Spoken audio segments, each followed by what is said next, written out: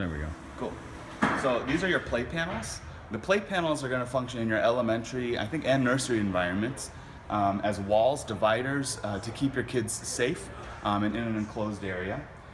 They're basically just big panels. You know, they affix together with these claws. When you store them, you want to make sure that the play panel, the clip, there's 2 claws per play panel. They can be oriented in portrait or in landscape, depending on the size of your room and how many kids you got and how tall they are and things like that. So it's very flexible. But one thing you want to think about, these claws are extremely good at withstanding lateral pressure, but they're terrible at withstanding torque. So what happens is, there's just one rule. When you're putting it together, you want to do top first and then bottom after. When you're taking it apart, you want to do bottom first and then top after. And the reason for that is, when you have 2 play panels like this, if I put the bottom one on first and then I go to get a claw or go to do something, this is going to want to just fall down. And when that happens, it applies torque pressure to the claw and it just breaks. So it's not the end of the world if one breaks. You got a bunch of replacements, and it's easy to call us. They're cheap and they're easy to ship out, so we can get you replacements. But you don't have to break it if you don't have to. You know, the rule with these play panels is every 2, you're going to want to put a support foot, and you don't need to put a support foot on a corner. So like if you've got like 1, 2, 3, and then it turns, you only really need 1 in that 3 area. So here to put it on, it's just like a claw, it's just 2 of them. Sometimes they can be a bit stubborn. So I like to do 1 and then kick the other one in. That's how I go. I put 1 in and then I kick the other one in. So the more you use these and everything, the cases, the latches and everything, right now they're a little bit stiff, but the more you use them, things are going to loosen up and it's going to be great. All right. All right, so the cool thing about these panels is they're completely modular and they can fit in any space you've got. But you want to be able to get in and out for adults, and so one thing you want to do is create a door. The door can be made out of one of these large ones. You have one small play panel that also functions as a door, and it's lower, and you can use that instead. But that's buried in the back, so I'm just going to show you on this one here. Basically, what you need for a doorway is you need a foot right at the part of the door that's going to open. This is your latch to keep the door shut. When you want to open the door, you just undo it, and then you open the door. People can come in and out, and then you close the door like so. Now, the advantage of having that 1 or 2 shorter play panel is that you can have a secure environment that has privacy, and that keeps distractions away from kids, but then parents can kind of sneak in and just look over the door, you know, and check on their kids, see they're doing okay, feel comfortable before they walk on. This thing here, a set of pliers, you can use it to take the play panels apart. Don't do that unless you absolutely have to because something's broken. Basically, there's these little holes and things here, and you just put them in and you push them down and pull the actual corners out.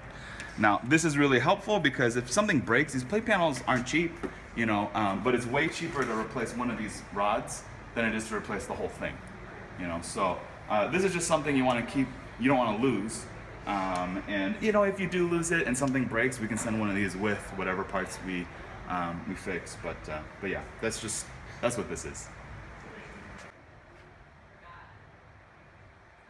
Yeah. Cool. So these play panels are set to fit pretty tight. It's a tight pack inside that case, and so I believe it's 16 of these that can get into a case. When you're putting them back in, it's very important that these claws are flush, like this.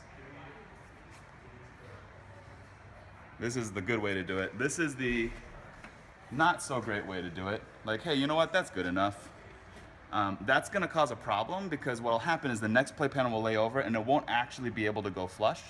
And then you'll be at the end and you'll have one last play panel. You can't get it in the case and you'll be like, man, which one is the one that has this thing a little crooked. You have to take them all out, find the one, fix it, and put it back. So when you're putting these away, I find the easiest way to store them or put them back is you're taking it off from the other play panel.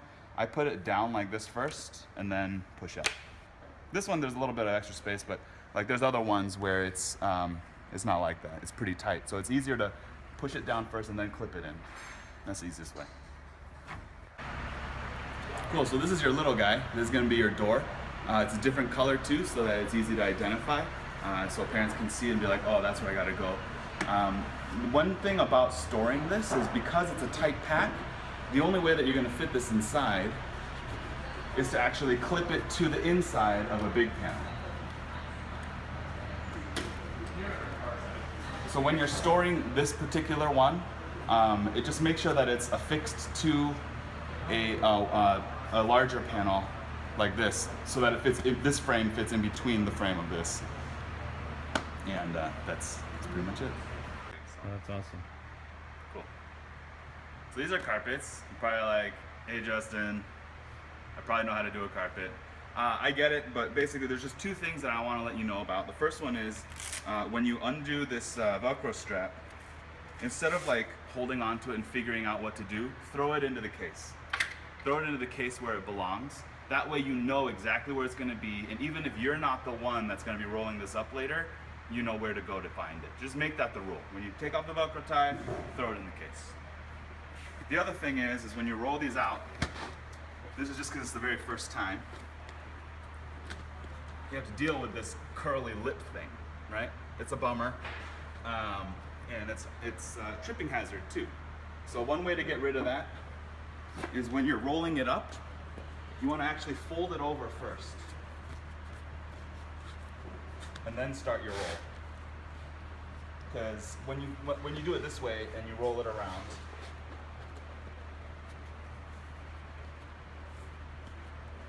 when you undo it, there's still a bit of lip to it, but look at that. The curvature brings it downward instead of up, and that'll be a good way to kind of minimize during storage.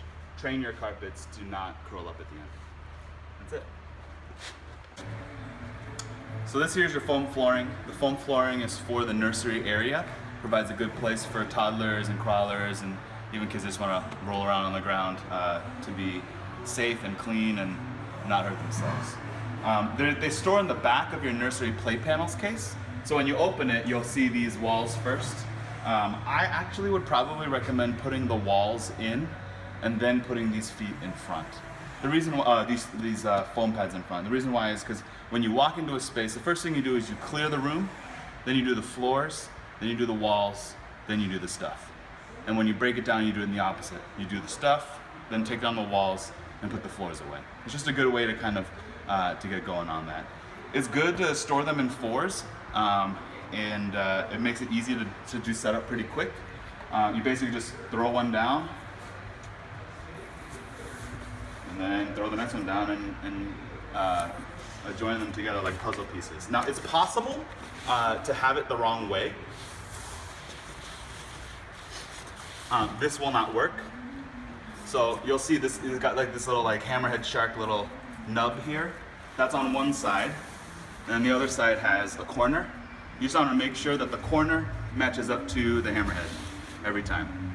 And an easy way to do that is once you've set everything up, you keep it in fours, and when you take that fourth piece out, you stack it on top, it'll always be the same, hammerhead to hammerhead, so you can just go down the line and across the side. Cleaning these, you're just gonna want like maybe a Swiffer or just some Lysol wipes. That works for the play panels as well. What I have found is the biggest culprit for dirty play mats is actually a dirty floor. So what you'll find is if you're sick and tired of wiping these every week, just before you lay these down, clean your floor first and then put these down, and you'll find these are way, way cleaner when you pick them back up.